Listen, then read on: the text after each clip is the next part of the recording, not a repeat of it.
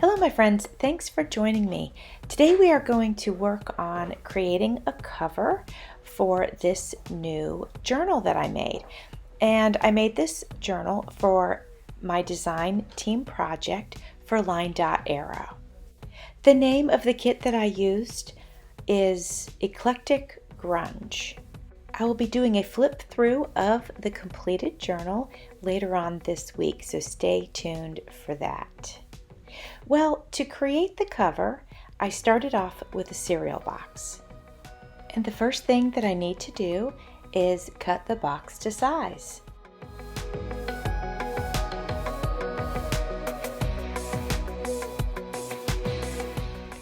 I only have one cereal box available to me, so I'm going to be very careful to mark the box, trim away the pieces, but then you'll notice as I'm doing this process, I keep popping the signatures in to make sure that I'm measuring properly before I take the cuts.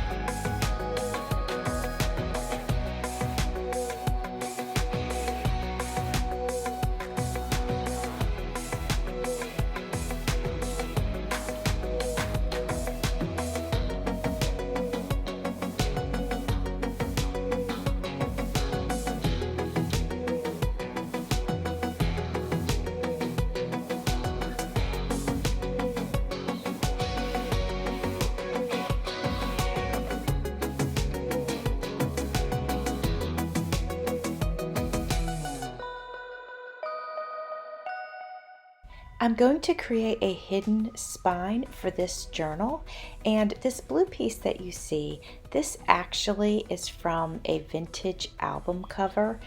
The cardboard is really thick and very strong, so I'm going to use that for part of the spine.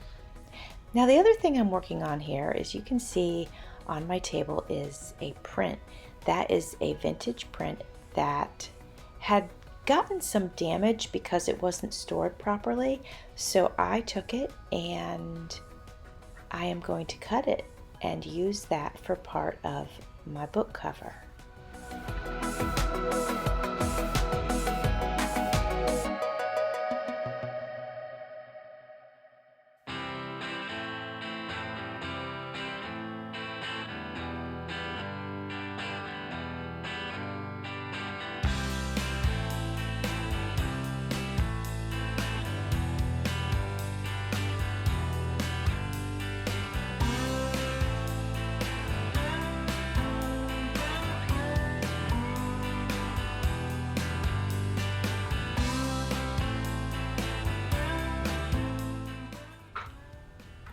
Now you see some green fabric. That is some of the fabric that I am going to use inside and outside of the book cover, and I'm also going to be covering the hidden spine with a piece of it.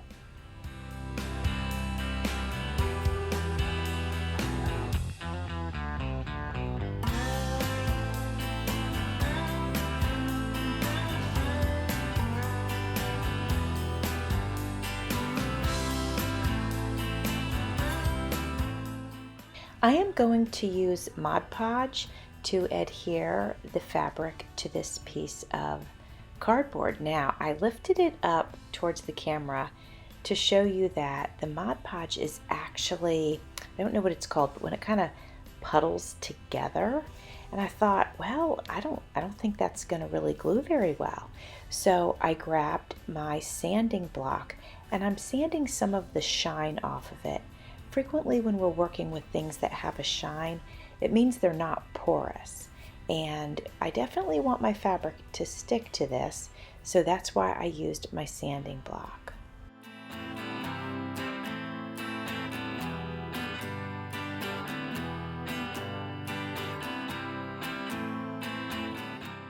All right, now it is time for me to start covering the cereal box. And just like on the spine, I'm going to go ahead and use the Mod Podge to adhere it to the box.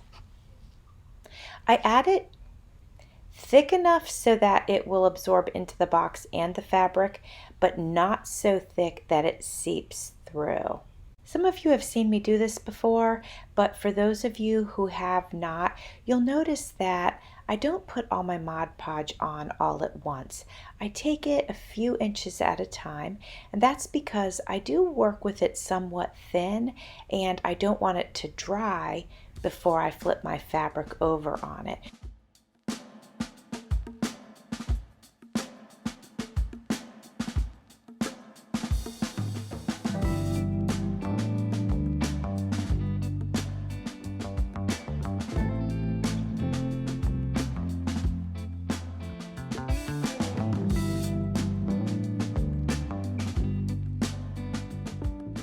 Now I'm going to go ahead and trim away some of the excess fabric so that I don't have too much that I need to fold over into place.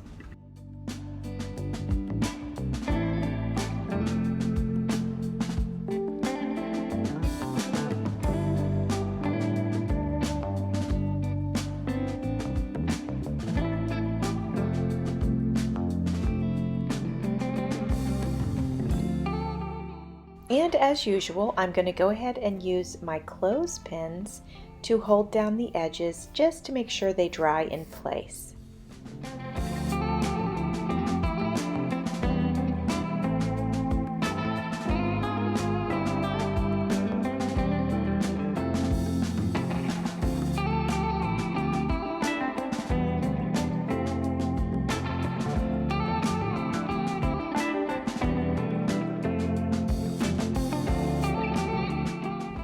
Now basically we're going to do the same thing on the opposite side.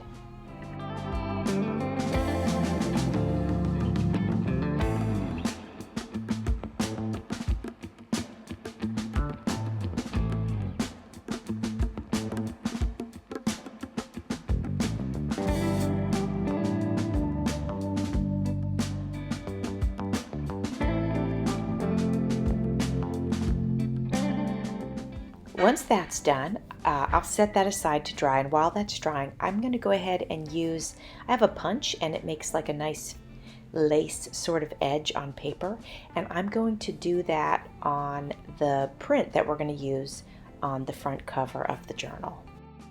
We now have this piece cut down to size so that it will fit on the front of the cover, but I'm not going to place it on just like this. I think it should be mounted on something solid so that you can see the scalloped edges, and so it doesn't blend in too much. It'll pop more.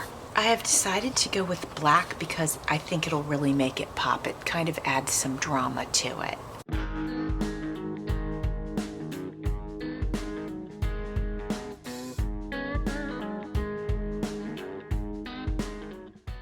Alright friends, the cover is about dry, and so I just wanted to show it to you. So this is the outside, this is the inside, and the outside material is folded over. And I want to disguise the material by adding some trim.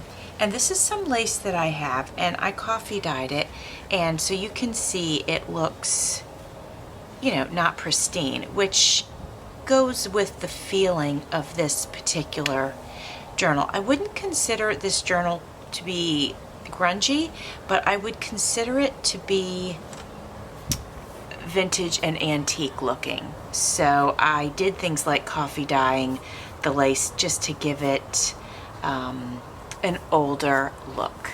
So I'm going to cut these pieces to size, and I'm going to go ahead and attach them with my Fabri-Tac.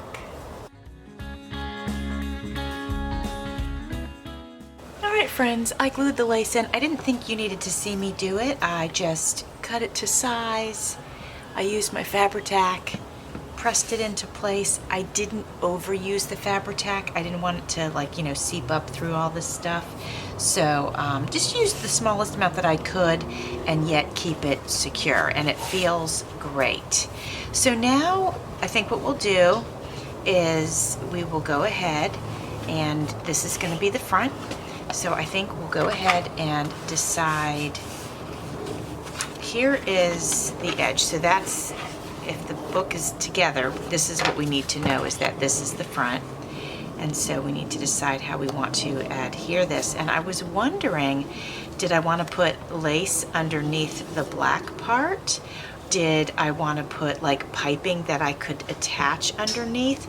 So I'm going to think about that for a minute, and I'll be right back. All right, my friends, everything I tried lace, I tried trims going around it, underneath it. I tried all sorts of things.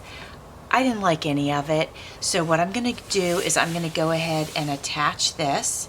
I'm going to scooch it up to this edge a little bit more so that I leave room. If we do this, you can see this is how it'll end up fitting on here.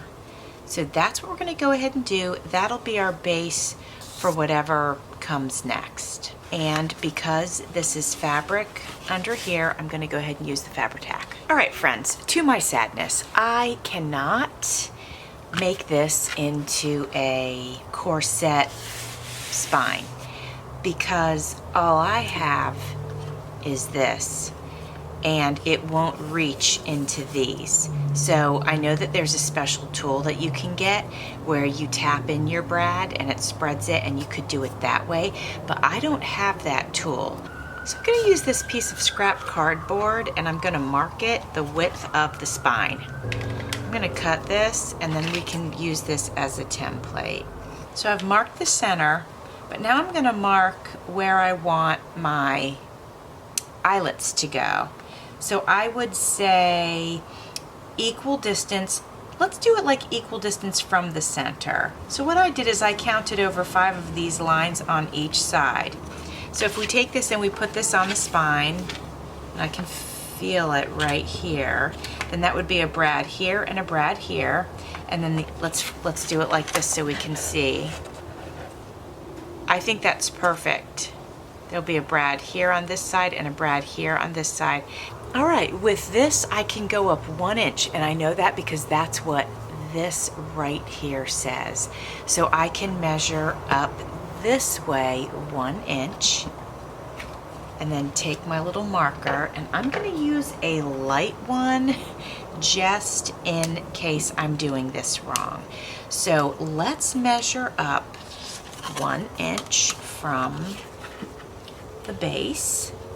So that's going to be, we're just going to start at the 11, so we go up to the 10. So that's about as high as we can go. Let's put this in place, and then let's measure up the inch. All right, so it can go right here, all right? And then let's make sure it's placed properly. That looks pretty good there, and that looks pretty good there. I'm going to go ahead, I'm going to go for it, you guys. Okay, now sometimes when you do that through fabric, there's a little tuft of fabric sticking up. Just get your scissors and cut it off, and that way it won't be in the way when you go to put your brad in. Alrighty, now my friends, we need to do the same thing on this end.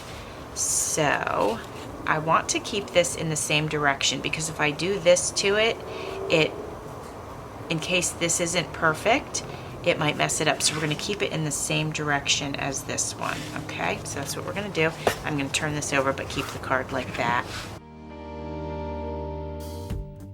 All right, my friends, we are taking our chances. We are going in with our thing here, and you know, I hope this turns out good. We shall see. All right. And again, just cutting off the little tuft of fabric that's here. Now it's time to pick the color brad that we want. And I do have brown, but I don't think I want to use brown, even though it does look nice. I was feeling like I wanted to use more of this bronze one. It just has a little bit more life to it. I think it just goes with the cover better. Let's grab 4 of these.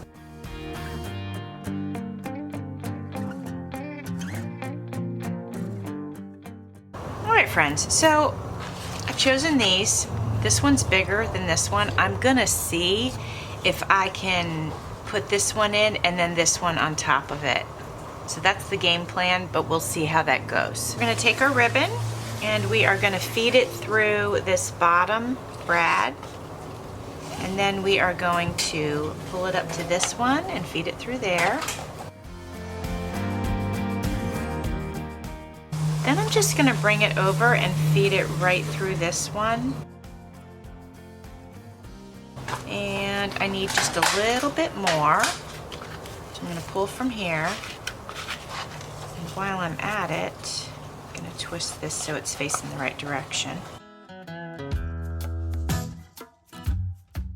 So for this gold one, what I'm thinking is that I'll end up gluing this here and end up gluing this here, because remember the hidden spine's gonna go in, so it's gonna cover this completely. So I think what I'll do, I'll cut some extra just in case I change my mind about something. And then I'm gonna see if I can feed this over top of it, but we'll make a bow with this one, we think.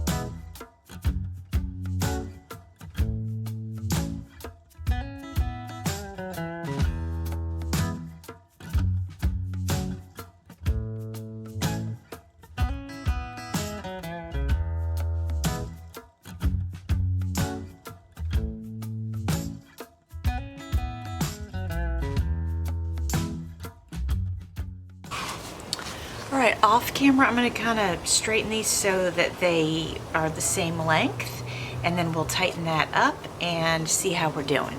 All right, friends, here we are. We have got these crossing and the gold underneath the green. Here is the part where I'm gonna tie a bow up here or something. And then here's what we've got on the inside, which is pretty much the leftover gold. So I think what I'll do, I want this to be able to lay flat because we're gonna have to put the hidden spine in here. So I don't wanna really tie a knot because then that'll make a big bulky, thing. So I think what I'm gonna do is I'll cut this one short. I feel safe in doing that now. And now I'll put everything as tight as it needs to be. And then we're gonna go ahead and glue it down. Right, so we have this secure now. This is the inside, remember? This is the outside. Here we go. I'm not sure exactly what I want to do, so for now, I'm going to go ahead and I think I'll just tie a knot for now because I can always tie a bow after I tie a knot, right? That way I don't have to make any decisions about it. So like I said, later on, if I decide I just want a bow, I can go ahead and tie one and we can kind of have it like that. But I might want to add a tassel here. I might want to add some other sort of dangles here. I don't know, so I don't want to feel rushed to decide. But there's our cover so far, my friends. Here is our cover, my friends, and stay tuned in a few days for the flip through. Thanks for watching. See you soon.